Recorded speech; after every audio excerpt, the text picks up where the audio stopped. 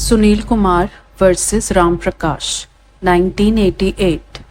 राम प्रकाश अपनी joint Hindu family का करता है और वो एग्जीक्यूट करता है एक agreement to sell the suit property. Consideration है 21,400 रुपीज और राम प्रकाश एक अर्नेस्ट मनी 5,000 के फॉर्म में भी ले लेता है। सेल डेट एग्जीक्यूट नहीं होती, जिसके लिए किया जाता है specific performance of the agreement to sell, या ऑल्टरनेटिवली एक डिक्री पास की 10,000 रुपए की रिकवरी के लिए। इसी सूट के रिगार्ड में अब राम प्रकाश के जो सन्स हैं एप्लीकेशन फाइल करते हैं कोर्ट के सामने कि उन्हें भी इम्प्लीड किया जाए, मतलब पार्टी बनाया जाए उस सूट में, पर कोर्ट ये एप्लीकेशन रिजेक्ट कर देती है। फिर ये 3 सन्स एक सूट फाइल करते हैं जिसमें वो कहते हैं कि कोर्ट उन्हें रेमेडी दे परमानेंट इंजंक्शन की, मतलब करता राम प्रकाश पे परमानेंट इंजंक्शन लगाया जाए कि वो जो प्रॉपर्टी है उसको डिस्पोज ऑफ ना कर सके। सन्स ने ये रीजन लिया कि ये कोपार्सनरी प्रॉपर्टी है।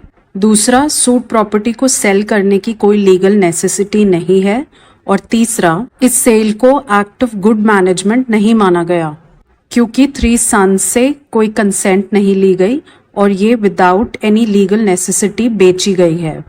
इसलिए प्रे किया गया कि डिक्री फॉर परमानेंट इंजंक्शन पास की जाए और कर्ता को रोका जाए इस कोपार्सनरी प्रॉपर्टी को सेल करने से या एलियनेट करने से।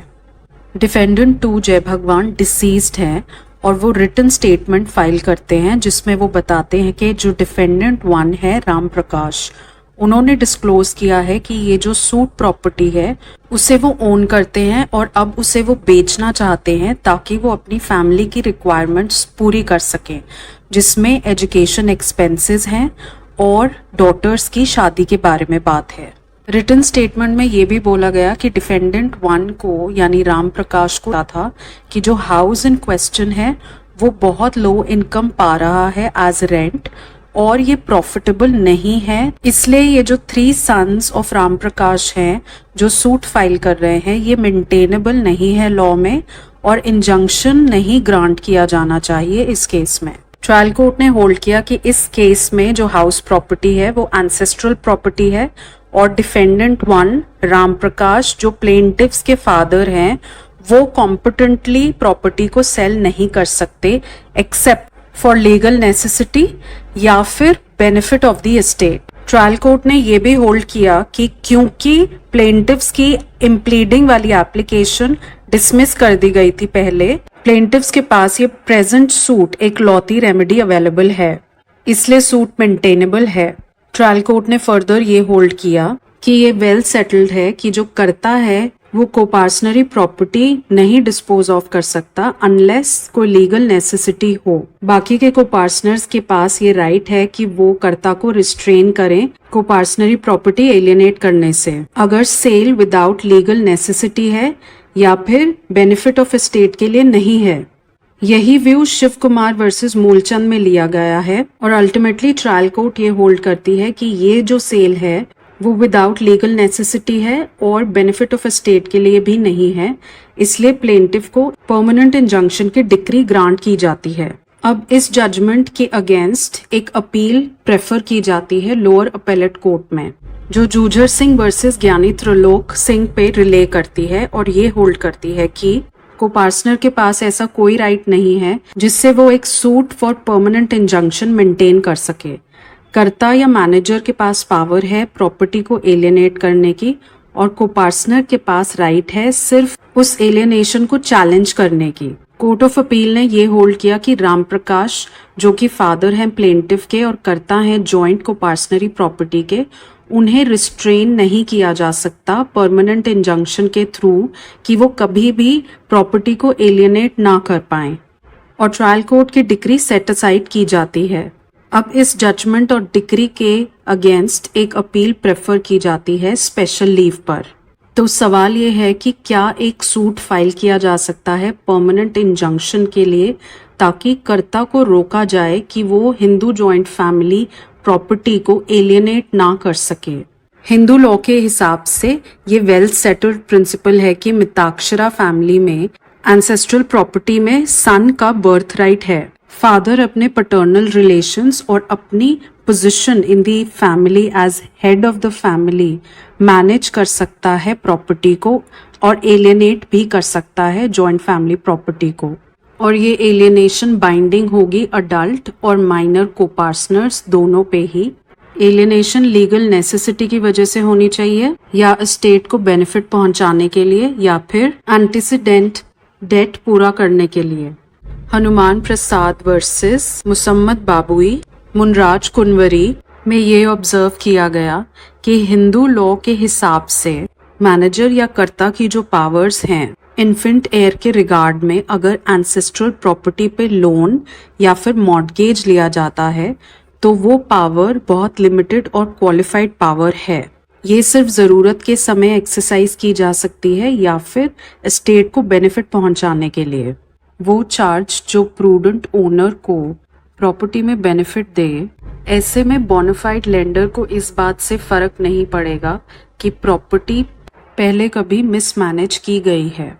पर अगर कोई डेंजर अराइज होता है मिसकंडक्ट की वजह से, जिसमें लेंडर खुद ही एक पार्टी है, तो वो अपने ही रॉन्ग का एडवांटेज नहीं ले सकता। मतलब वो खुद ऐसे हालात पैदा करे जिससे लीगल नेसेसिटी क्रिएट हो और मजबूरन प्रॉपर्टी पे चार्ज लगाया जाए लीगल एयर्स के अगेंस्ट। आगे कोर्ट ने ऑब्जर्व किया कि लीगल नेसेसिटी के केस में लेंडर को चाहिए कि वो इंक्वायर करे कि किस किस्म की नेसेसिटी क्रिएट हो रही है जिसके लिए कर्ता लोन मांग रहा है। लेंडर को चाहिए कि वो अपने आप को ठीक से सेटिस्फाई करे कि मैनेजर कुछ बेनिफिट पहुंचाना चाहता है अपनी स्टेट को। अगर लेंडर इंक्वायर करता है और ऑनेस्टली एक्ट करता है तो उसके चार्ज की वैलिडिटी इस पे डिपेंड नहीं करती कि रियलिटी में जो नेसेसिटी बोली गई है वो एग्जिस्ट करती भी है या नहीं। आगे कोर्ट ने प्रेजेंट केस में ये ऑब्जर्व किया कि ये जो सूट है इंजंक्शन के लिए, अगर ये होल्ड किया जाए कि मेंटेनेबल है तो इसका इफेक्ट ये होगा कि जब भी फादर या कर्ता को पर्सनली प्रॉपर्टी एलियनेट या सेल करने जाएगा तो दूसरे को पार्टनर सूट फाइल कर देंगे परमानेंट इंजंक्शन के लिए, जिससे फादर प्रॉपर्टी को सेल नहीं कर पाएगा जब तक कि लीगल नेसेसिटी कोर्ट में इस्टेब्लिश नहीं हो जाती। कोर्ट ने आगे ऑब्जर्व किया कि उन केसेस में जहाँ पे प्रॉपर्टी वेस्ट की जा रही है या आउस्टर किया जा रहा है, मतलब किसी भी लीगल एयर को फोर्सफुली बेदखल किया जा रहा है, वहाँ पे इंजंक्शन दिया जा सकता है अगेंस्ट द मैनेजर और द कर्ता of the joint family property. लेकिन फिर भी एक ब्लैंकेट इंजंक्शन जो कि परमानेंटली किसी कर्ता को रोक दे प्रॉपर्टी एलियनेट करने से, लीगल नेसेसिटी के केस में भी वो ग्रांट नहीं की जा सकती को-पार्टनर्स को। जिनका इंडिविजुअलिस्टिक एटीट्यूड है या सेपरेट ओनरशिप के बारे में सोचते हैं, समझते हैं, उनके लिए ये समझना बहुत मुश्किल है कि हिंदू जॉइंट फैमिली या जॉइंट प्रॉपर्टी का क्या महत्व है। ये कॉन्सेप्ट एंशिएंट टाइम से एक सोशल नेसेसिटी की तरह मौजूद है। एक हिंदू जॉइंट फैमिली में मेल मेंबर्स डिसेंड करते हैं lineally from a common male ancestor, और इस फैमिली में मदर्स, वाइफ्स, विडोज और अनमैरिड डॉटर्स भी इंक्लूडेड होते हैं। हिंदू जॉइंट फैमिली को एक फंडामेंटल प्रिंसिपल जिसे सपिंडाशिप बोलते हैं वो बांध कर रखता है। ये एक एसेंशियल फीचर है इस इंस्टीट्यूशन का। वो तार जो इन फैमिली मेंबर्स को बांध कर रखती है वो प्रॉपर्टी नहीं है, बल्कि इनका रिलेशनशिप है एक दूसरे के साथ। कोर्ट ने फर्दर ऑब्जर्व किया कि को-पार्टनरी कंसिस्ट करती है उन सब लोगों से जो बर्थ के टाइम में प्रॉपर्टी में इंटरेस्ट लेते हैं। ये मेंबर्स पार्टीशन के लिए बोल सकते हैं, और को-पार्टनरी एक नैरो बॉडी है as compared to joint family. Coparcenary common ancestor से शुरू होती है और इंक्लूड करती है एक last holder of the joint family property, और इंक्लूड करती है मेल लाइन में all the members who run up to 3 degrees. Court ने फर्दर ऑब्जर्व किया कि को-पार्टनरशिप लिमिटेड है क्योंकि हिंदू रिलीजन के हिसाब से जो मेल डिसेंडेंट्स हैं अप टू 3 डिग्रीज सिर्फ वो ही स्पिरिचुअल बेनिफिट दे सकते हैं अपने एंसेस्टर को, और सिर्फ मेल्स ही को-पार्टनर्स हो सकते हैं। हिंदू फैमिली में कर्ता या मैनेजर एक यूनिक पोजीशन अपनाता है। ऐसा नहीं है कि कोई भी फैमिली का मैनेजर बन सकता है। जनरल रूल के हिसाब से जो फादर ऑफ द फैमिली है, अगर वो अलाइव है तो वो कर्ता होंगे। उनकी एब्सेंस में जो सीनियर मेंबर है फैमिली का, वो कर्ता हो सकते हैं। और सिर्फ यही Hindu joint family property manage कर सकते हैं। मैनेजर की पोजीशन सुपीरियर है बाकी फैमिली मेंबर्स से, उसकी राइट्स और ड्यूटीज ज़्यादा हैं। ये एक्सपेक्टेड है उससे कि वो फैमिली इंटरेस्ट को देखेगा। वो इंटाइटल्ड है पूरी जॉइंट एस्टेट पोजेस करने के लिए, and he is also entitled to manage the family properties.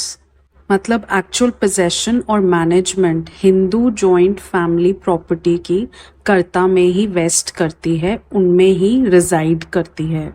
Court ने ऑब्जर्व किया, मेंस हिंदू लॉ ने कर्ता या मैनेजर की लीगल पोजीशन को अच्छे से समराइज किया है। कर्ता या मैनेजर की पोजीशन सुई जेनेरिस है, मतलब अपने आप की जैसी एक लौती एंटिटी। इसका रिलेशन बाकी फैमिली मेंबर्स के साथ प्रिंसिपल एंड एजेंट या पार्टनर्स के जैसा नहीं है। कर्ता और बाकी फैमिली मेंबर्स का रिलेशन ट्रस्टी और सेटिक्यू ट्रस्ट के जैसा है, मतलब ट्रस्टी और beneficiary of a trust. But ये जो फिड्यूशरी रिलेशनशिप इस्टेब्लिश है, ये सारी ड्यूटीज इम्पोज नहीं करता मैनेजर पे, जो कि नॉर्मली एक ट्रस्टी पे इम्पोज्ड होती हैं। हिंदू लॉ ने माना है कि मैनेजर के पास पावर्स हैं हिंदू जॉइंट फैमिली प्रॉपर्टी को लेके, लेकिन ऐसी अजम्पशंस लॉ नहीं करता है। कर्ता की जितनी भी पावर्स के बारे में बात हुई है, उन सारे एक्ट्स को क्वेश्चन किया जा सकता है कोर्ट ऑफ लॉ में। और जो दूसरे मेंबर्स हैं फैमिली के, उनके पास ये राइट है कि वो किसी भी ट्रांजैक्शन को डिक्लेयर करवा सकें वॉइड, अगर वो ट्रांजैक्शन जस्टिफाइड नहीं है, अगर कर्ता की वो पावर का यूज जस्टिफाइड नहीं है। कोर्ट ने आगे ये ऑब्जर्व किया कि जब एलियनेशन चैलेंज की जाती है और ये बोला जाता है कि वो अनजस्टिफाइड है या इलीगल है, तो एलियनी को ही प्रूव करना पड़ता है कि उसने प्रॉपर्टी एलियनेट करी under some legal necessity. In fact उसे ये भी बताना पड़ेगा कि उसने प्रॉपर और बोनाफाइड इंक्वायरी करी थी नेसेसिटी की एग्जिस्टेंस को लेकर। एलियनी को प्रूव करना पड़ेगा कि उसने वो सारी चीजें करी जो रीजनेबली उसे सेटिस्फाई कर रही थी कि एक नेसेसिटी एग्जिस्ट करती है। अगर एलियनेशन अनजस्टिफाइड पाई जाती है, तभी वो वॉइड डिक्लेयर की जाएगी। कोर्ट ने फाइनली ये ऑब्जर्व किया कि कोपार्टनर के पास बर्थ राइट है एंसेस्ट्रल प्रॉपर्टी में, बट उसके पास कोपार्टनरी प्रॉपर्टी का सेपरेट पोजेशन का कोई राइट नहीं है। उसके पास जो राइट्स हैं वो इंडिपेंडेंट नहीं है कर्ता के कंट्रोल से, और कर्ता के पास एक्चुअल पावर है कि वो ये देखे कि जॉइंट फैमिली एस्टेट पे कोई एक्चुअल प्रेशर तो नहीं है। कर्ता की ड्यूटी है कि वो किसी भी डेंजर को भांपे और उस डेंजर को अवॉइड भी करे। कर्ता की ये भी ड्यूटी है कि वो ये देखे कि जॉइंट फैमिली एस्टेट या प्रॉपर्टी कैसे सबसे ज़्यादा यूजफुल हो सकती है फैमिली इंटरेस्ट में। कोपार्टनर्स ऑर्डिनरीली इंटरफेयर नहीं कर सकते इन सारे एक्ट्स ऑफ मैनेजमेंट में। इसके अलावा अगर कर्ता फादर है तो उनके पास एडिशनल पावर है to sell the property या mortgage the ancestral property so that he can discharge his antecedent debts which is actually not tainted by immorality। अगर कोई नीड या बेनिफिट एग्जिस्ट नहीं करता तो जो परचेजर है वो अपने आप के लिए एक रिस्क लेता है, और ऐसे में बाकी को पार्टनर्स के जो राइट हैं उस प्रॉपर्टी में वो डैमेज नहीं होंगे जब प्रॉपर्टी एलियनेट की जाएगी। लॉ रिकग्नाइज करता है को पार्टनर का ये राइट कि वो चैलेंज कर सकता है एलियनेशन मेड बाय कर्ता, बट ये राइट अपने आप में ये इंक्लूड नहीं करता कि को पार्टनर ऑब्स्ट्रक्ट करे एलियनेशन। मतलब राइट टू चैलेंज एलियनेशन है को पार्टनर के पास, पर ये राइट टू चैलेंज एलियनेशन अपने आप में राइट टू ऑब्स्ट्रक्ट एलियनेशन नहीं माना गया है। को पार्टनर कर्ता को एलियनेट करने से नहीं रोक सकता। कोर्ट ने आगे ऑब्जर्व किया कि स्पेसिफिक रिलीफ एक्ट ऑफ 1963 के प्रोविजन ऑफ सेक्शन 38 को जब हम पढ़ते हैं सेक्शन 41 के साथ, तो उसमें इंजंक्शन के बारे में बात की गई है। सेक्शन 41 प्रोवाइड कर रहा है कि इंजंक्शन कब नहीं दी जा सकती। Section 41 clause A two clause जी में ये सारे प्रोविजंस बता रहा है कि वो कौन से सिनारियोज हैं जब इंजंक्शन ग्रांट नहीं की जा सकती। उसमें से जब हम क्लॉज एच देखते हैं तो ये पता चलता है कि इंजंक्शन ग्रांट नहीं की जा सकती अगर पार्टी को किसी और तरीके से रिलीफ मिल सकता है। कोर्ट ने माना कि कोपार्टनर के पास एडिक्वेट रेमेडी है कर्ता की एलियनेशन को चैलेंज करने के लिए। इन कंक्लूजन ये होल्ड हुआ कि coparceners can not ask for injunction. Coparceners permanently karta को नहीं रोक सकते कि वो प्रॉपर्टी को सेल करे, प्रॉपर्टी को एलियनेट करे।